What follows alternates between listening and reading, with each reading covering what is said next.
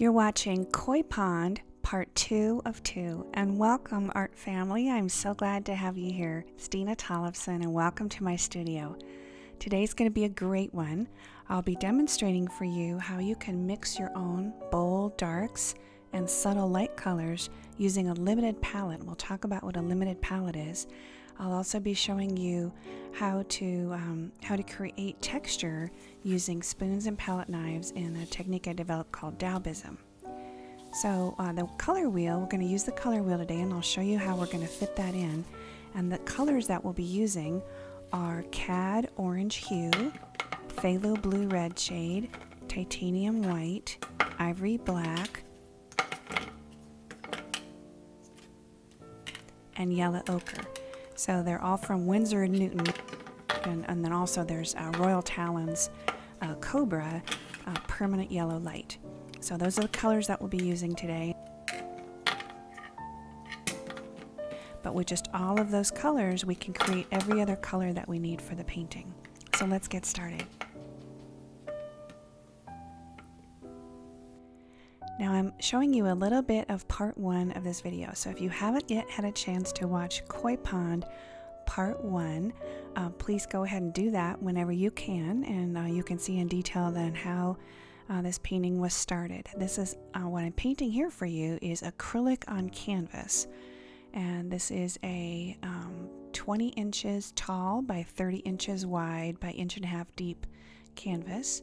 And these are koi that we have koi in our backyard pond, and I also there's a koi farm, Quebec koi farm near us in Iowa that I go and look at for inspiration.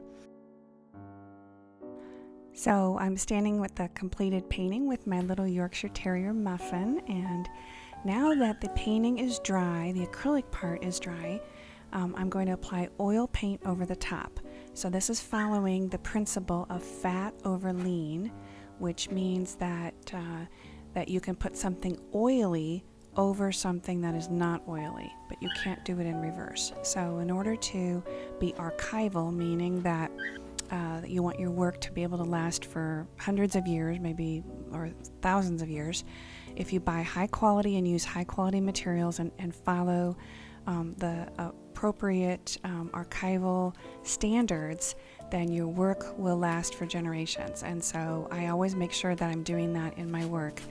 I'm using high quality oil paints and applying them over a high quality, properly prepared substrate. Now I purchase my canvases pre-primed with acrylic. You can also get, if you're painting in oil, you can paint on an oil primed canvas. But you can paint oil or you can paint acrylic over an acrylic primed canvas. So I'm putting the colors out here. I've got the titanium white and the yellow ochre, and now this cad orange hue. So this is not, it's a hue, meaning it's not the dangerous chemical cadmium, it's a synthetic version of it, giving the same kind of performance. But these water mixable or water miscible colors that I'm using here, they are all fully archival, but they clean up with soap and water, which is fantastic, and they don't require any kind of thinners or solvents, any kind of smelly things like that, in order to thin them or to clean them up. So now getting the ivory black on there, and then I'm just wiping off on a paper towel just to get the extra bit of color off of the edge of the tube. So when you put the lid back on, it doesn't come back out and stays easy to open and close. And then also that oil doesn't leach out, although invariably it seems like a little bit of oil kind of leaches out onto the tube as over time. So that blue is a phthalo blue red shade, a favorite color of mine. And all the colors that we're using today, that's the only set of colors that we need to finish the painting and make many, many different versions and variations of color. So I'm putting the paint on with a spoon in this Daubism technique, and each color is mixed individually. So it's almost, if you think of a form of pointillism, where the colors all are next to each other and they might overlap, but they don't mix together. Now I'd like to show you how to mix a fantastic neutral by taking orange and blue, since they're opposites on the color wheel, and mixing them together. You can make a fantastic neutral, dark, inky, denim-y blue color. So this is our phthalo blue red shade and the cad orange hue all mixed together, just using the palette knife to mix them all, and just makes a wonderful dark color. So when you're mixing your own, you can decide how much orange. If you put more orange in, it's going to go more towards the warm side. If you have more blue, it'll be more on the cool side.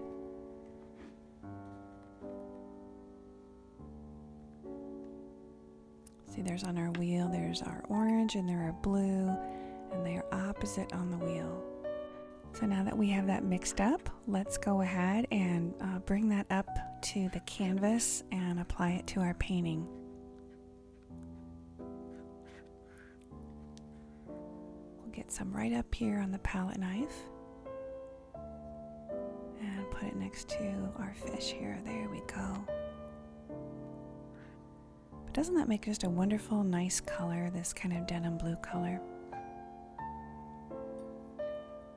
And now a little bit with the spoon. The spoon gives a whole different aesthetic. The mark is a whole different feeling than a palette knife. I like to have both marks with the spoon and with palette knives in my paintings. And once I've used the spoon, I have this size spoon and then I've got a smaller spoon. Always just reserving those only for painting. Once you use an eating utensil for artwork, you want to definitely, just for safety, not eat with it. Now looking at our wheel, if we take blue and add white, we'll get a light blue. So we can go ahead and mix that. That's what I really like about mixing my own colors, is I really can control how light or how dark or something is, how warm or how cool it is, by mixing my own colors. So just getting that titanium white mixed in there. Now onto the canvas with the spoon.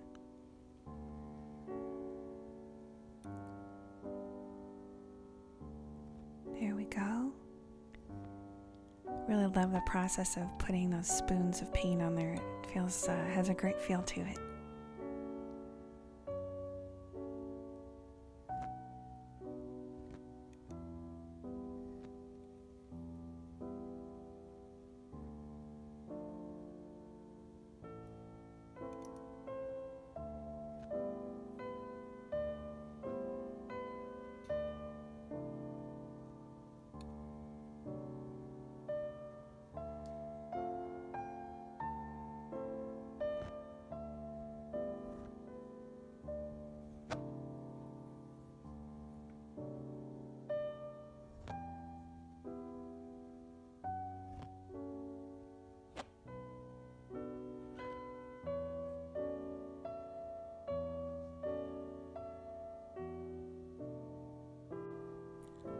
Now here's an example where lightening up a dark color, again by just adding titanium white, it makes the color cooler and lighter.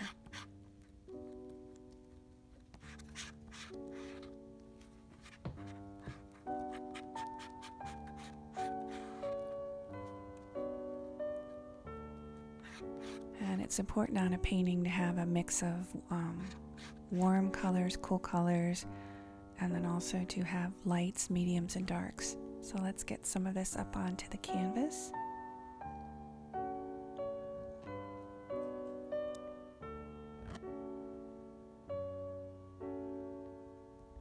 There we go.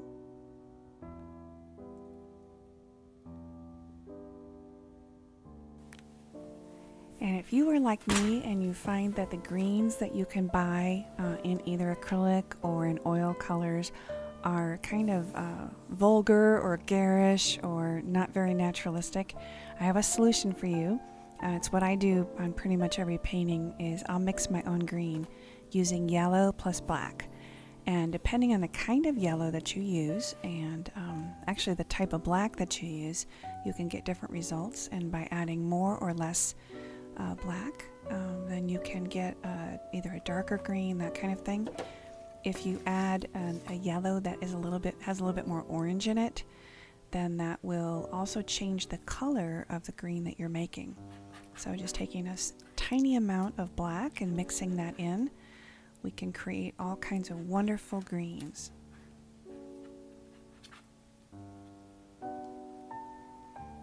Here now I'll mix up a darker green by just adding more black.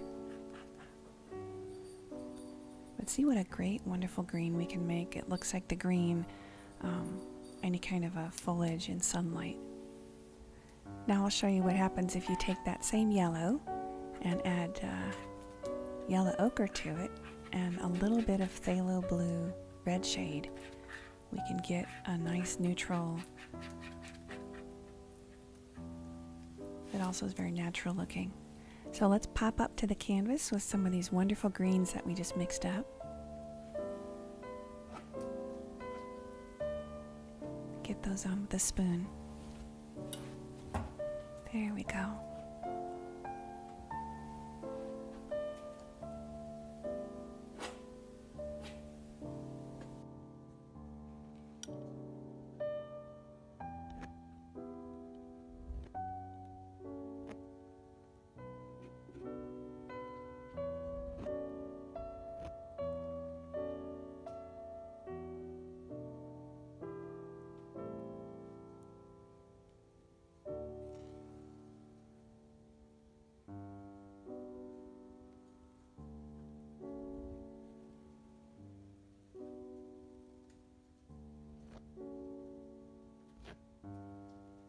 So with our small set of colors that we're using, we can mix every color that we need for the painting.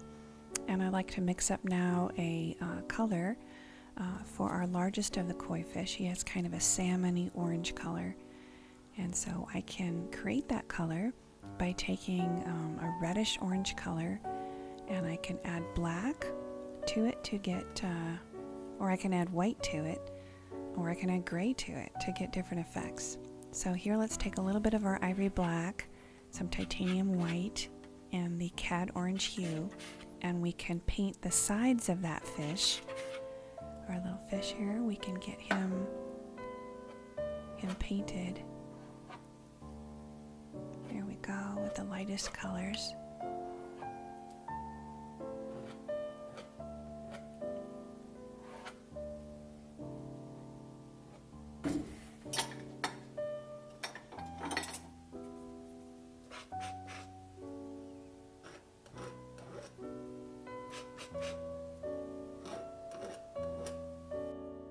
Now for the very brightest part of the painting, I want to use just straight titanium white straight out of the tube, and I'm going to put that on the top of our largest koi. We'll put this right on top of his head with a spoon, creating some special texture effect.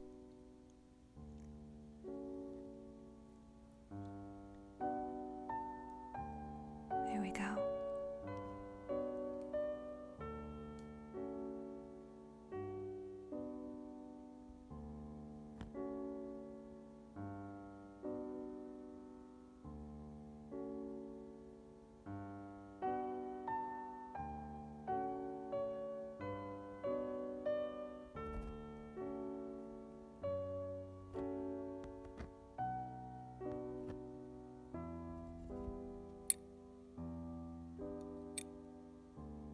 Now to show the shadow side of an orange colored fish or a coral colored fish, I can take the orange that we have, the cad orange hue, and mix in some of the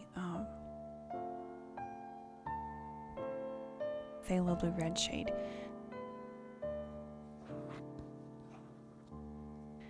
And then creating this kind of wonderful dark neutral color for the sides of our fish.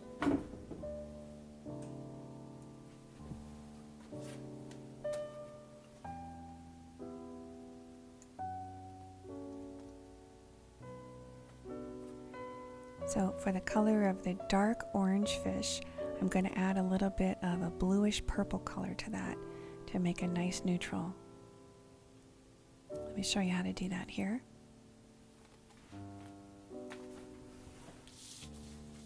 So our cad orange hue is kind of something between a red orange and an orange. If we add blue to that, we can make a nice grayed color.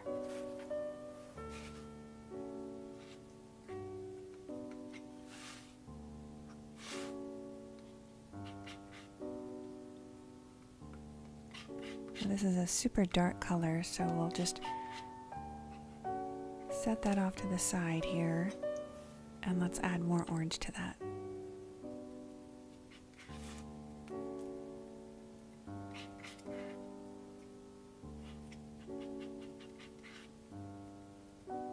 And now up to the canvas with our new color. There we go.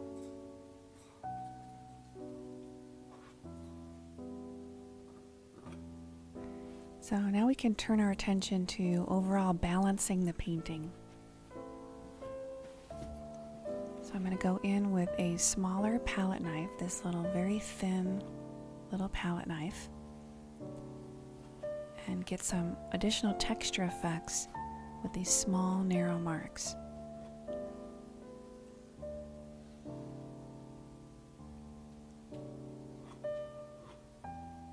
Applying the paint and the direction that the lily pad grows in a radial fashion.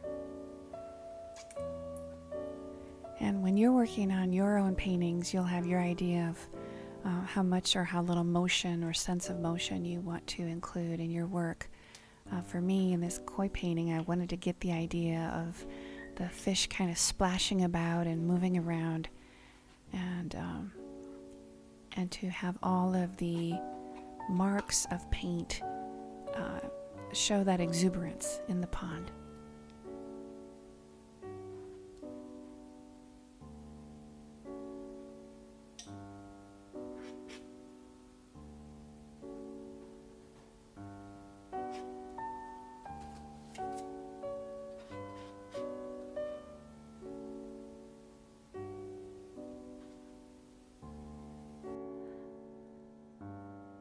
I'm being careful when I put the paint on to not let it smear one color into the other. So some of these marks I have to let a day or two go before I can lay more paint, this oil paint, one on the other, one on top, one daub on top of the other.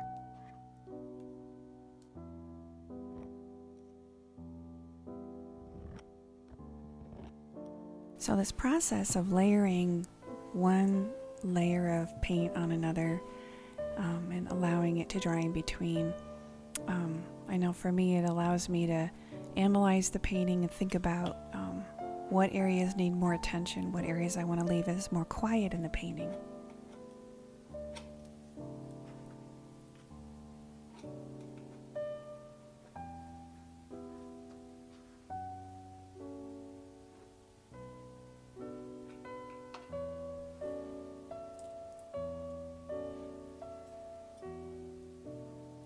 Just filling in those lily pads to create balance across the artwork.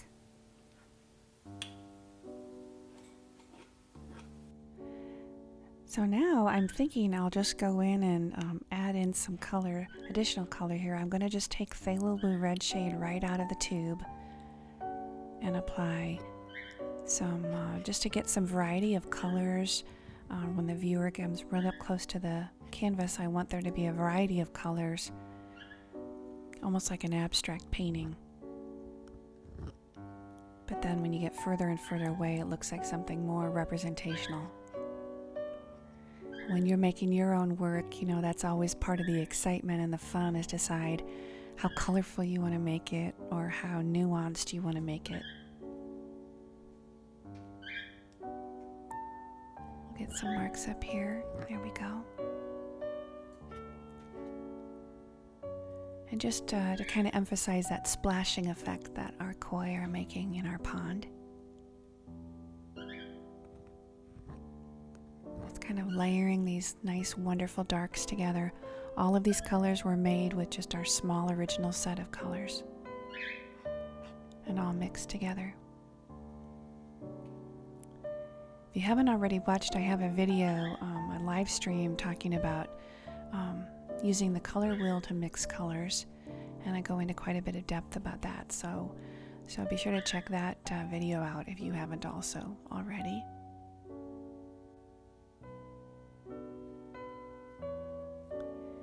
Now going in with the spoon and just some yellow ochre straight out of the tube. Want to get some additional depth and marks here on the canvas. Oops, I got picked up a little green from a daub that was nearby. We'll just cover that right up. There we go.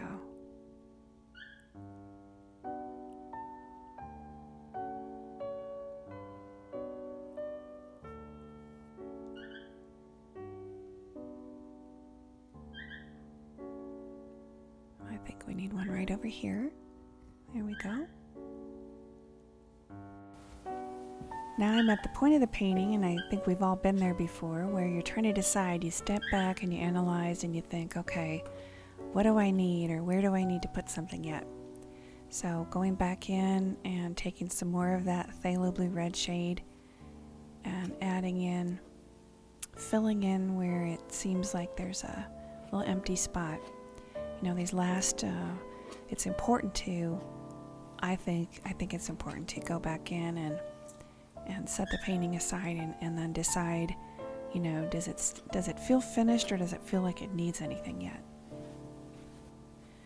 And really searching for a sense of balance and a sense of